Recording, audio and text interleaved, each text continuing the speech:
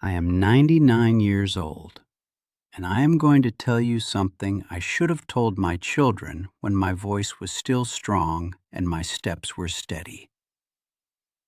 I am not speaking now because I suddenly became wise. I am speaking because time has finally cornered me.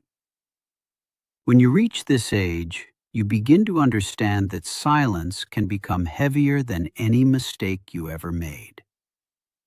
And the truth I kept inside for most of my life has grown so loud that I can no longer pretend it does not exist.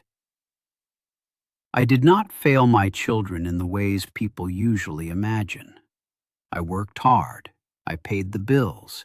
I made sure there was food on the table and a roof that did not leak when the storms came. From the outside, I looked like a dependable man, responsible, respectable, the kind of father neighbors point to as an example. But what I understand now, far too late, is that survival is not the same thing as presence. Providing is not the same thing as loving in a way that can be felt. For decades, I believed that love was something you proved through sacrifice and endurance. I thought my long hours, my tired hands, my quiet suffering were messages my children would somehow learn to read. I assumed they would see the meaning hidden beneath my silence. I was wrong. Children do not interpret silence as devotion. They interpret it as distance. They grow up trying to translate the absence of words into something that makes sense. And often the meaning they find is not kindness. It is confusion. There were nights when I came home and saw the lights still on in the hallway. One of them would be waiting, pretending not to be waiting. I remember the ways small voices would ask simple questions. Questions that were never really about homework or broken toys or what time dinner would be. They were questions about connection, invitations to step into their inner world. Most of the time I answered with short sentences. Sometimes I answered with nothing at all. I told myself I was too tired, that tomorrow would be better. Tomorrow is a word you can waste an entire lifetime on. Now, as I sit surrounded by photographs of faces that grew older while I stayed emotionally distant, I see a pattern I refused to acknowledge. My children did not need a perfect father. They needed a present one. They did not need solutions to every problem. They needed to feel that their thoughts and fears mattered to me. Instead, I gave them strength without softness, stability without warmth, advice without vulnerability. The secret I carried, the one I should have spoken aloud when there was still time to repair what distance had begun to damage, is painfully simple. Love that is not expressed becomes invisible, and invisible love does not shape a child's heart. It leaves them searching for proof in places where proof should never have been necessary. If I had understood this sooner, the story of our lives might have sounded very different. The strange thing about regret is that it does not arrive all at once. It grows quietly, like a shadow that lengthens without asking your permission. For many years, I lived inside a rhythm that felt inevitable. Wake before the sun, work until my bones ached, return home with the smell of effort still clinging to my clothes. I told myself this was what honorable men did. This was what fathers were supposed to be.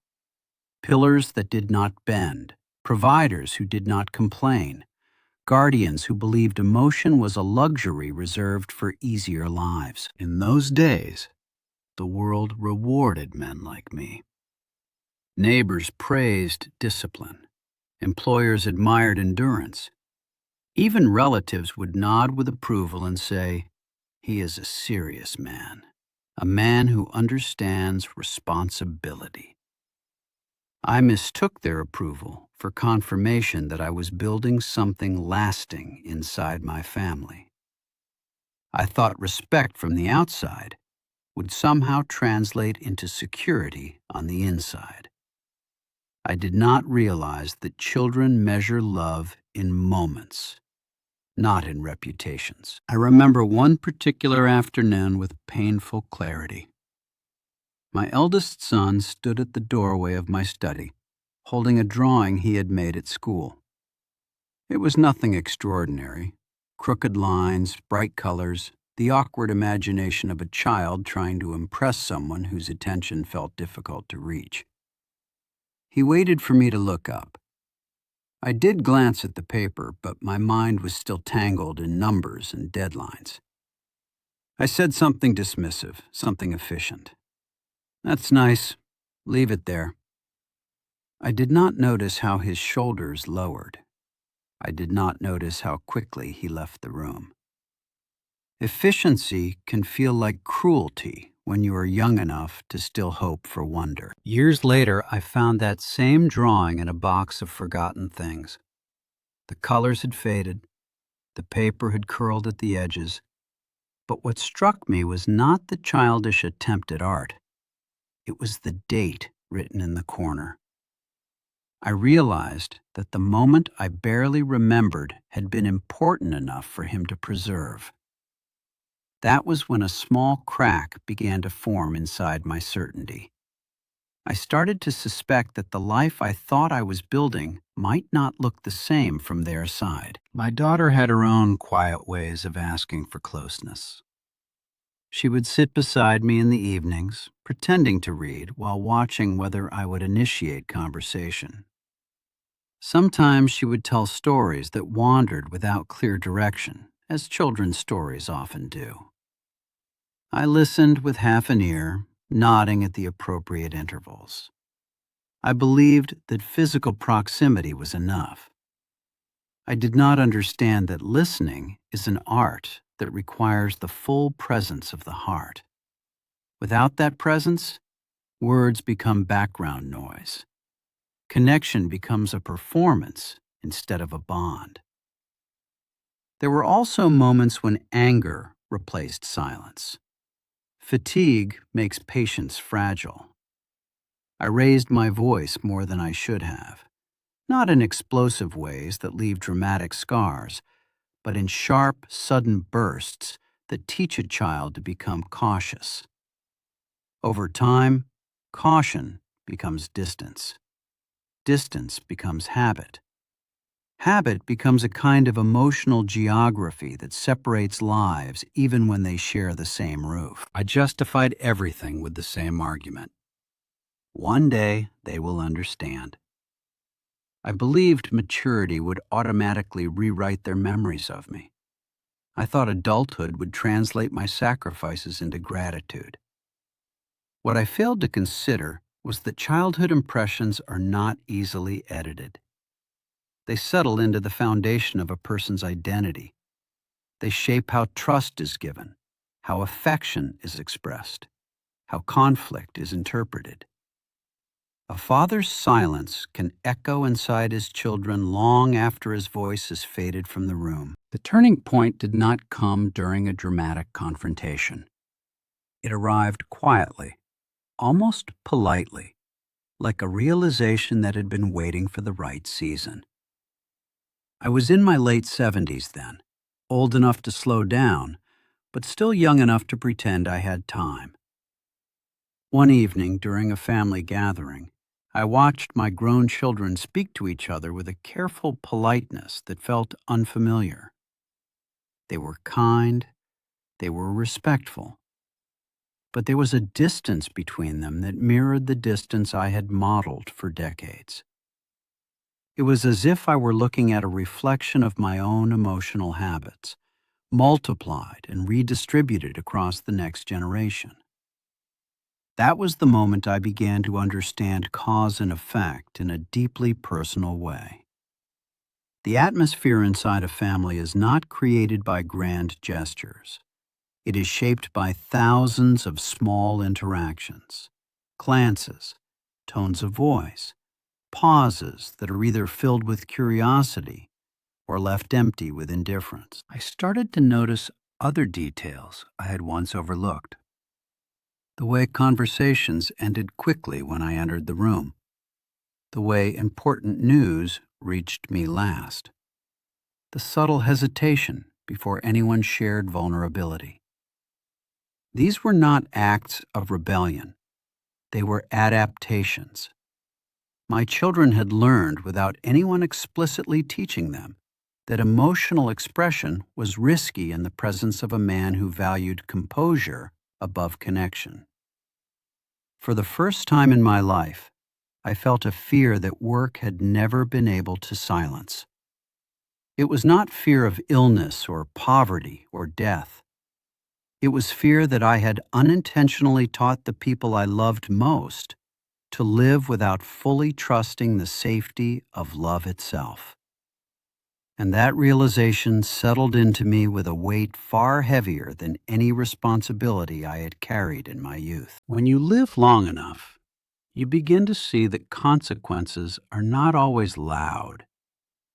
Some of the most important ones unfold slowly, almost gently, until one day you wake up and realize the landscape of your life has changed without asking for your permission.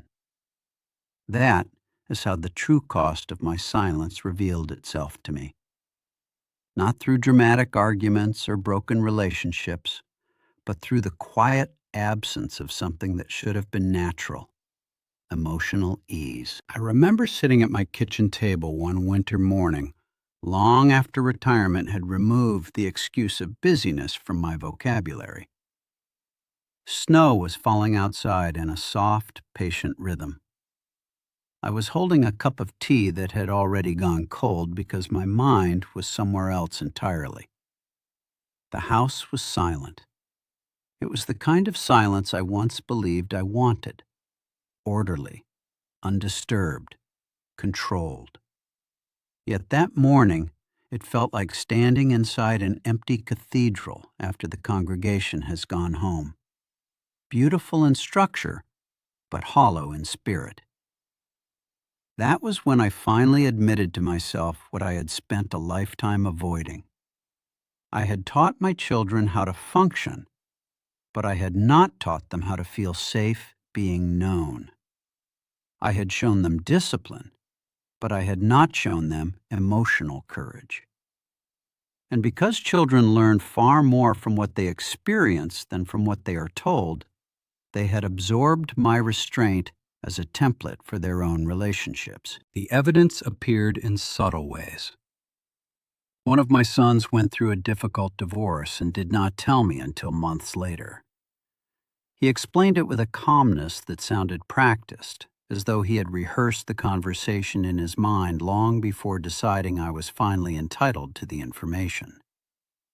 My daughter struggled with anxiety that she disguised behind humor and efficiency.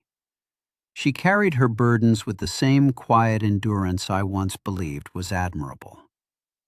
Watching her felt like looking at a younger version of myself, repeating patterns I had unknowingly endorsed. It is a peculiar kind of heartbreak to realize that your strengths have become someone else's limitations.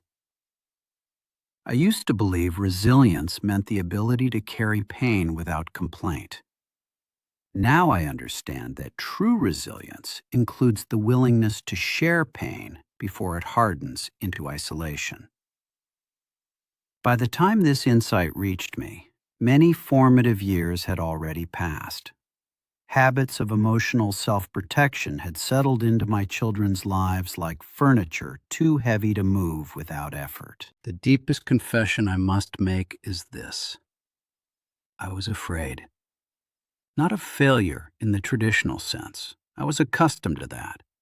I was afraid of being seen without the armor of competence. I worried that if I revealed uncertainty, sadness, or tenderness, I would lose authority. I feared that vulnerability would make me less of a man in the eyes of a world that equated strength with silence.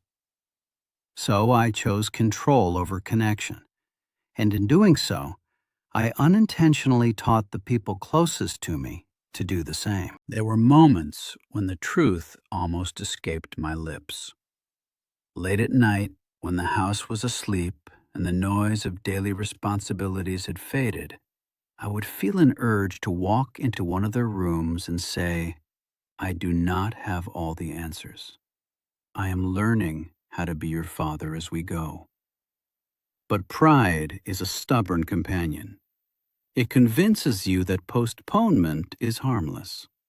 It whispers that tomorrow will offer a better opportunity, a more perfect setting, a version of you that is finally ready to speak honestly. Tomorrow, as I have learned, is a promise time does not always keep. The real secret, the one that grew heavier with each passing year, is not complicated. It is not philosophical or poetic. It is painfully practical. Children do not need you to be invincible. They need you to be accessible. They do not require flawless guidance. They require emotional permission. Permission to ask questions, to express fear, to disagree without risking withdrawal of affection. When a parent models emotional distance as maturity, the child often internalizes that distance as necessity. I began in my 80s to attempt small repairs. I initiated conversations that should have happened decades earlier. I admitted mistakes in sentences that felt unfamiliar on my tongue. Sometimes my children listened with compassion. Sometimes they seemed unsure how to respond, as though I were speaking a language they had never been taught. That uncertainty was not their fault. It was the natural result of a long history of restraint. Yet even imperfect efforts created moments of unexpected warmth. A shared laugh over memories once overshadowed by tension. A confession exchanged during a quiet walk. A hand resting on my shoulder with a gentleness that did not require words. These glimpses of connection showed me what had always been possible. They also reminded me of how much richer our lives might have been if honesty had arrived sooner. Now, as the horizon of my years grows visibly shorter, I understand the full shape of the lesson I wish I had offered my children when they were still forming their understanding of love. Emotional presence is not a weakness to overcome. It is the environment in which trust learns to breathe. Without it, even the strongest family structures can feel like well-built houses with locked interior doors. This is the truth I carry into the final chapter of my life, a truth I share not to seek forgiveness, but to prevent repetition. I am 99 years old now, and the future no longer stretches out in front of me like an open road. It is narrowed into something quieter, something more intimate. Each morning feels less like the beginning of another chapter and more like a gentle reminder that the story is nearing its final pages. At this stage of life, you stop measuring time in years. You measure it in conversations, in glances, in the rare and precious moments when hearts open without resistance. If I could gather my children around me as they once gathered around my chair when they were small, this is what I would say to them without hesitation. I would tell them that love is not proven by endurance alone. It is proven by expression, by the courage to reveal what you feel before silence turns feeling into distance. I would tell them that strength is not the absence of emotion. It is the ability to remain present when emotion becomes uncomfortable or unpredictable. For most of my life, I believed that legacy was something built through visible achievements. The house you provide, the stability you maintain, the reputation you earn in the eyes of the world. Those things matter, yes, They shape the outer structure of a family's survival. But they do not shape the inner climate of a family's soul. That climate is formed by smaller, quieter acts: listening without interruption, apologizing without defensiveness, asking questions that invite honesty instead of demanding performance. I used to think that children would automatically feel loved if their physical needs were met. Now I understand that the human heart does not operate according to practical calculations. It responds to emotional signals, to tone, to attention, to the subtle reassurance that one's inner world is worthy of being witnessed. When those signals are absent, even unintentionally, a child learns to become self-sufficient in ways that can look admirable from the outside, but feel lonely on the inside. There is another truth I have discovered in these late years, a truth that brings both sorrow and peace. It is never entirely too late to change the atmosphere between people. Time may limit how much we can repair, but sincerity still has power. When I began to speak more openly, when I allowed my children to see uncertainty in my eyes instead of certainty in my posture, something softened between us. Not everything was healed. Life is rarely that tidy. But enough warmth returned to remind me that connection is resilient when it is finally given room to breathe. If you are listening to me now, and you still have years ahead of you, years filled with busy schedules, unfinished ambitions, and the constant pressure to appear composed, I hope you will not wait for old age to grant you permission to be emotionally honest. Do not assume that the people you love can read meanings you never articulate. Do not postpone tenderness until circumstances feel ideal. Ideal moments are rare.